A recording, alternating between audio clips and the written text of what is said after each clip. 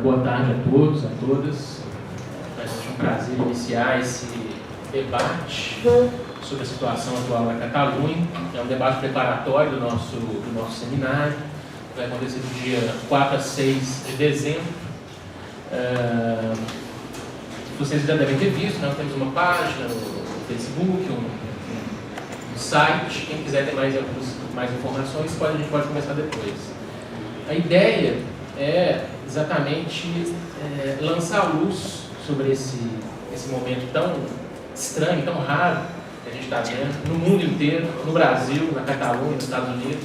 São vários e vários eventos que se seguem uns aos outros, e eu acho que a nossa missão na academia é tentar ao menos compreender, né? Então, antes de iniciar propriamente dita a minha fala, eu queria agradecer primeiro ao Francis Garcia Collado, que está aqui no Skype.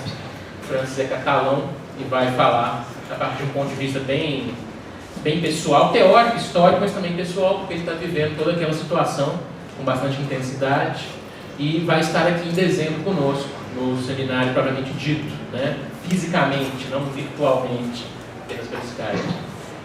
Agradecer ao professor Renato, que também se prontificou desde o primeiro momento a ajudar a organizar e a efetivar esse evento. O professor Renato, assim como eu, tem um vínculo muito especial com Barcelona. Nós dois fizemos nossos pós-doutorados lá em Barcelona e, claro, não temos um conhecimento tão profundo ou tão fundamentado quanto as pessoas que estão lá naquele momento. Mas acho que a gente pode trazer alguns elementos, não só de vivência, mas também dos marcos teóricos, das matrizes de pensamento que estamos desenvolvendo. Agradeço também a professora Joyce, que apesar de não ter feito pós-doutorado, conhece bem Barcelona, conhece bem a Catalunha, e que vai trazer também a sua contribuição teórica. E a professora Miraci, que estaria programada a sua fala nesse evento de hoje. Ela teve uma emergência médica, um exame, nada muito sério, mas um exame que deveria ser feito com uma certa urgência nesse horário. Ela disse que talvez, dependendo do horário de terminar o exame, ela vai vir para cá para debater conosco, mas dependendo do horário também não vai ser possível. A questão então é ver se ela chega ou não. Vamos fazer da seguinte forma esse debate. Primeiro, o professor Francis vai falar, né? Vamos marcar um tempo de 15 a 20 minutos, eu pretendo gastar só uns 15, mas de 15 a 20 minutos para a exposição inicial. Francis fala e depois nós três aqui pela ordem, eu, a professora Joyce e o professor Renato. E aí a gente passa por um debate com o público, que é o mais interessante, né? Um evento como esse, horizontal, o mais interessante é sempre debater com vocês. Francis, então te agradeço uma vez mais por poder estar aqui conosco e nos trazer alguma luz sobre esse momento tão raro em todos os sentidos dessa palavra, no português e no espanhol, né? Fique à vontade por falar em castelhano, né? O seu castelhano é bem compreensível, eu acho que fica mais tranquilo nessa situação tão artificial que é o Skype. A gente fala a nossa língua mãe, e português e espanhol são línguas muito próximas, então acho que não vai ter problema. Qualquer falta de entendimento pontual eu posso traduzir, não tem problema. Mas, então, muito obrigado e passo a palavra a você. Bueno, gracias por este espacio, ¿no? para poder hablar de un tema que lógicamente para mí es muy importante, ¿no? Porque lo estoy viviendo y no pensaba nunca vivirlo, ¿no? También una situación bastante extraña. Creo que se pone bastante de manifiesto lo extraña de la situación cuando, por ejemplo, ahora, ¿no? Se habla de que puedo hablar en español, porque es mi lengua madre, y aquí viene el primer tema, ¿no? Sabes que precisamente, ¿no? Tenemos la suerte de tener dos lenguas en Cataluña. Tenemos el español y tenemos el catalán, ¿no? Lo que sucede es que los que te conocen de más cerca saben que hablas con tu familia, pues hablas con algunos miembros de la familia en español, con otros hablas en catalán.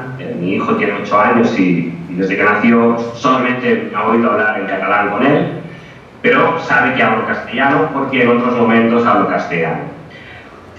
Quiero poner este ejemplo para decir, ¿no?, que Cataluña es un lugar muy pequeño, tiene poco más de 7,5 millones de habitantes, pero tiene una historia muy larga.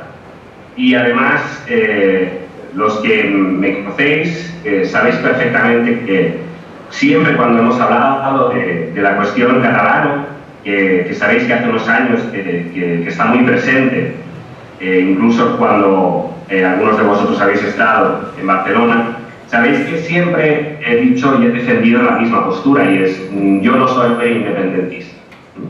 Entonces, ¿qué sucede ahora?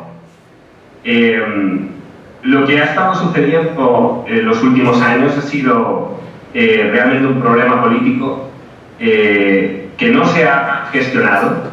No es que no se haya sabido gestionar, es que no se ha gestionado por parte del gobierno central español, y ha acabado de la manera que de algún modo he intentado transmitirles en el texto que les facilité y que está en Facebook. Intenté hacer una historia de los acontecimientos, porque me he dado cuenta en las últimas semanas que muy poca gente sabía que Cataluña no es un invento de hace 15 años, sino que se remonta a hace muchos siglos, a siglos antes incluso de que existiera lo que propiamente se llama España ahora, o Reino de España. Y eso creo que era importante.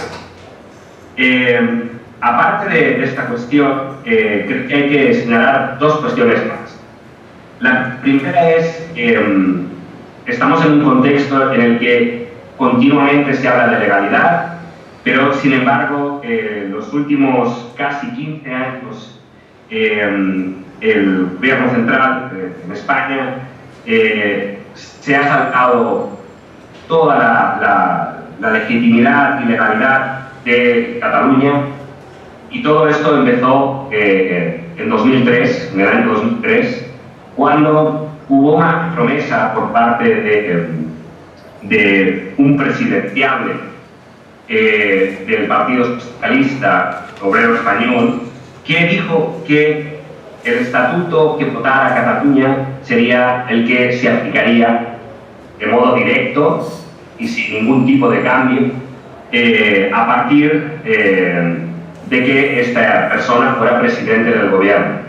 Finalmente, en el año 2004, ganó las elecciones, fue el presidente de España, José Luis Rodríguez Zapatero, y tramitó el estatuto durante 2 años, y cuando se debía aprobar, siguiendo la promesa del que ya era presidente, finalmente se envió al Tribunal Constitucional, y ahí acabaron con cualquier parecido con lo que había sido el estatuto aprobado por referéndum legal en Cataluña. Esto es en 2006. En los últimos o los posteriores 11 años hasta llegar a este momento, se han hecho multitud de intentos de respetar la legalidad que había salido de las urnas en Cataluña.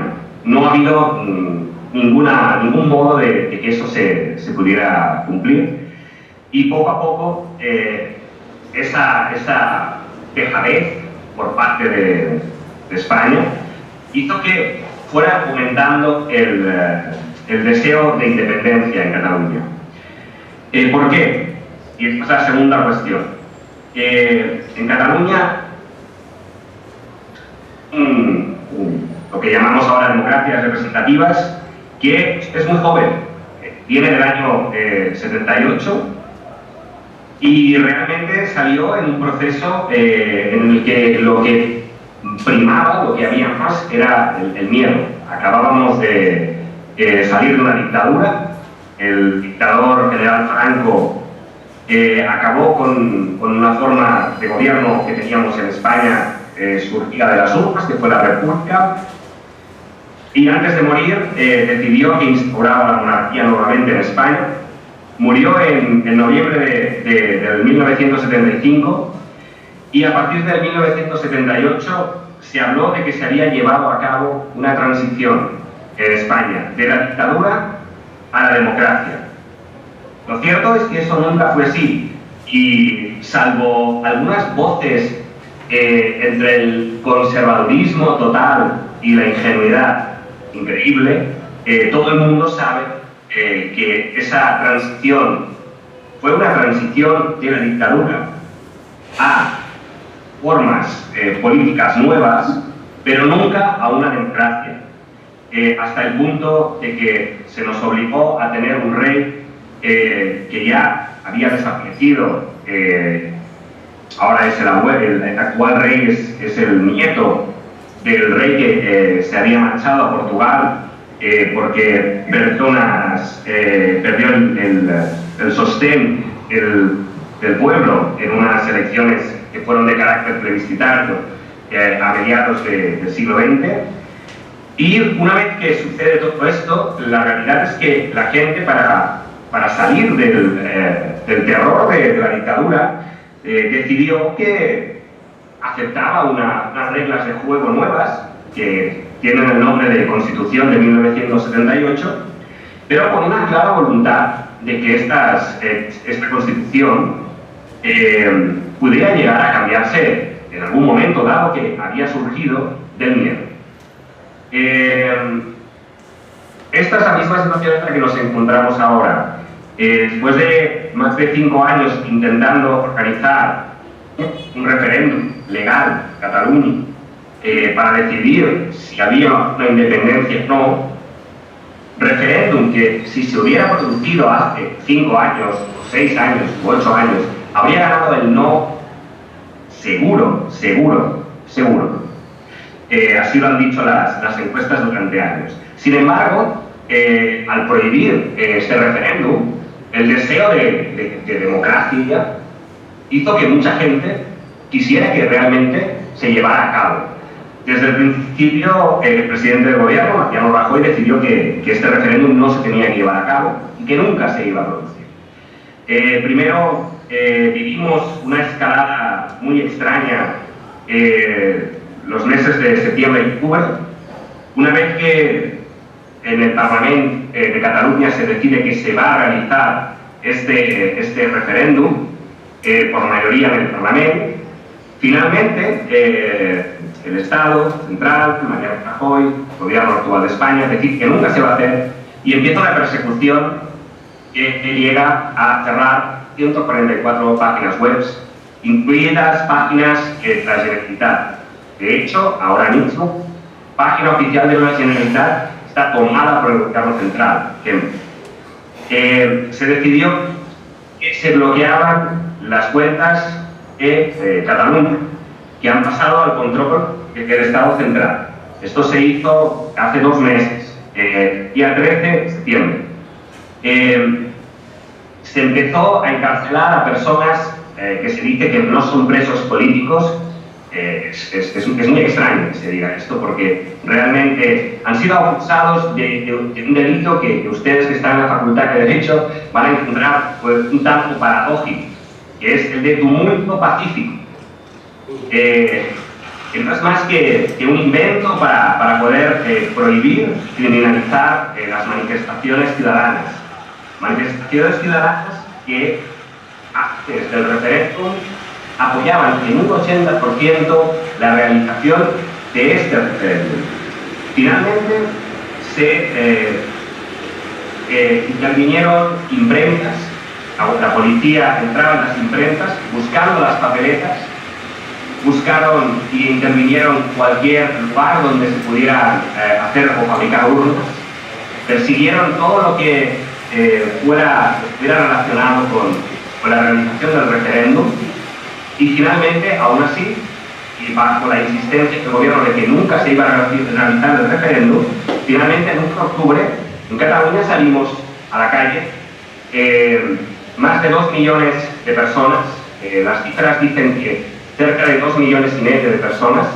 Pensad que somos 7,5 millones de personas en Cataluña, de los cuales pueden votar aproximadamente 5 millones, y ese día votaron cerca de 2,5 millones.